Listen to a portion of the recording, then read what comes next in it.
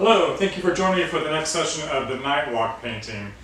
Today I'm continuing to work on the small canvas that's to the right of the triptych, and this has more of the background imagery from the park.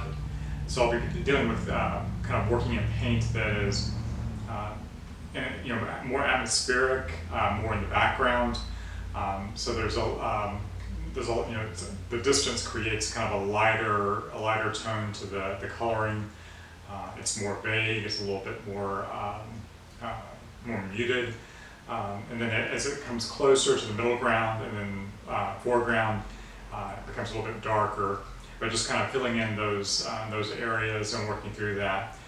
Over the last year, I've really been interested in the sunsets. Just fascinated with the sunsets in the city, and taking photographs of those sunsets, and very interested in those color shifts right there at dusk, and then with the city in the background, the lights of the cityscape, and how that light affects affects the surroundings, the landscape, and how the sky looks at that time of the day. And so I'll be working on that, and just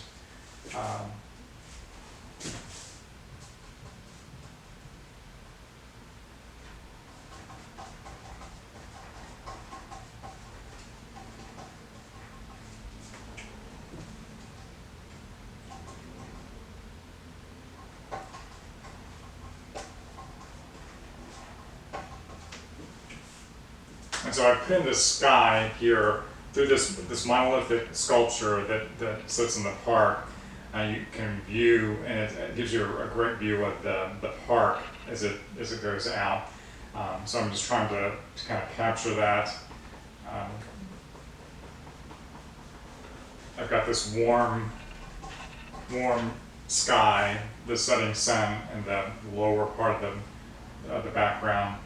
And then as we get closer, there is this foliage, trees right here, part of the park. So those come a little bit closer in between the background and the middle ground. So they're somewhat light in color, but still kind of creates a silhouette, a darker area, and I like that kind of contrast between a silhouette and something that is more vague and almost transparent in a way.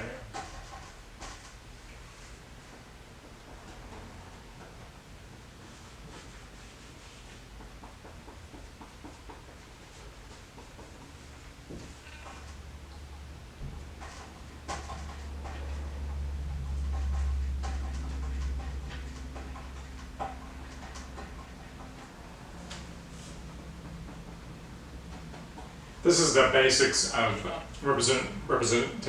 representational painting, in that the things in the background appear light and vague, and then as you get closer, they become darker.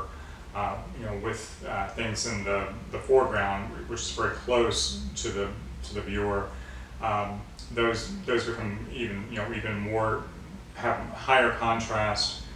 Become darker and more full color, more rich color. So it's kind of that, as your eye is viewing it far in the distance, that atmosphere between the what's very close and then what's very distant. That what is very distant becomes kind of muted with all of that atmosphere, and lightened with all the atmosphere that's coming in between that distance.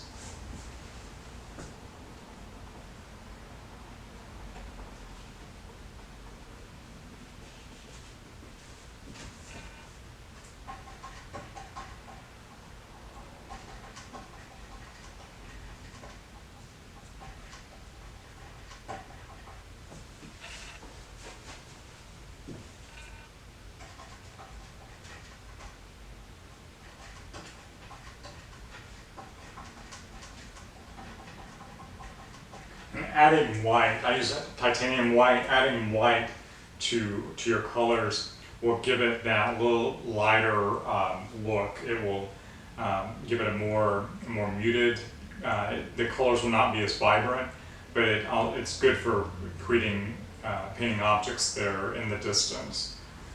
And that's what I've added a little bit more white here to the yellow and the blue, and mixing in a green for this foliage here.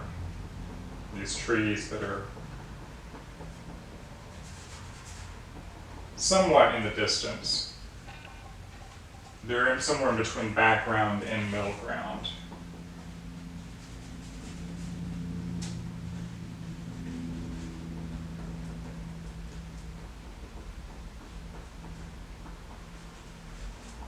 Also, things appear much softer, less detail in the distance. So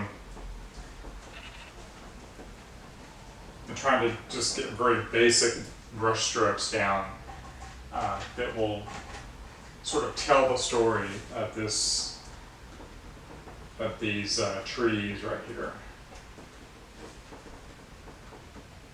Not a lot of detail.